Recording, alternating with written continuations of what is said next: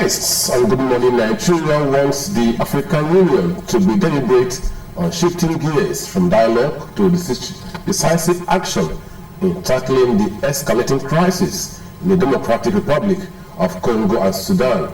They applaud African Union leaders reaffirming their commitment to silence the guns across the continent by prioritizing mediation, humanitarian intervention, and regional security. At the 39th AU Summit, Lydia Sampson reports. With conflicts displacing millions and disrupting stability, the AU's move translates to tangible action that will signal a renewed determination to turn speeches into proactive outcomes that will foster peace and restore hope across the continent. It is to enshrine the needed peace across the continent that African leaders at the 39th African Union Summit in Addis Ababa settled for water security as the linchpin of Africa's development, agricultural productivity, and long-term stability, with Nigeria positioned to turn new continental resolutions into concrete action. We need to harmonize the approach to foreign policy and anchor it on the mandate of the Ministry of Foreign Affairs. We could leverage on some of the things that we have, and that is our strength.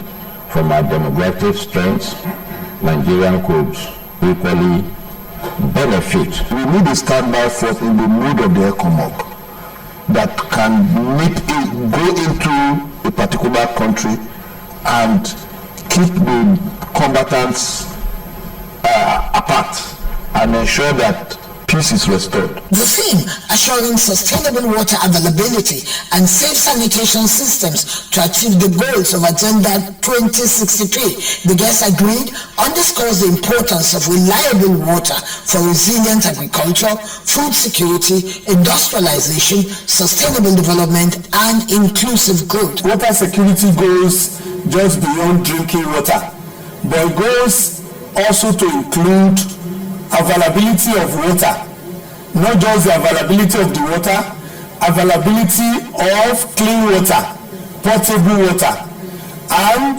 water that is also good for livelihoods within the environment, that is sustainable, and that will also ensure safety for humanity. Nigeria's new permanent seat on the board of the African Central Bank, they believe, places Africa's largest economy at the heart of the emerging financial architecture, giving Nigeria a strategic platform to champion funding for water-smart agriculture, rural infrastructure, and food systems transformation. Nigeria is expected to press for macroeconomic policies and continental financial tools that prioritize effective water security and agricultural value chains as engines of growth and jobs.